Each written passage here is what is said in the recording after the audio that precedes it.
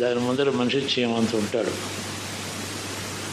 ఆ కొండని ఏం చేయలేడు, కానీ తను పైకి ఎక్కితే ఎక్కనిస్తుంది మనిషిని, శిఖరాగ్రం దాకా వెళ్ళనిస్తుంది మనిషిని. దాని గొప్పతనం, ఎత్తు, దాని మహత్వ శక్తి, ఆ స్వరూపం ఉంది. అల్పుడైన మనుషుని కూడా అధిరోహణకి ఉపకరిస్తుంది. నువ్వెంత నేనెంత అని అనదు అది. అలాగే ఈశ్వరుని యొక్క వస్తుతః అనంతత్వము, అపారమైనటువంటి శక్తి, సామర్థ్యము, అన్ని విషయములలోనూ అనంతమైనటువంటి ఈశ్వరుడు అత్యల్పుడైనటువంటి మనుష్యుణ్ణి తన వద్దకు రాణిస్తాడు.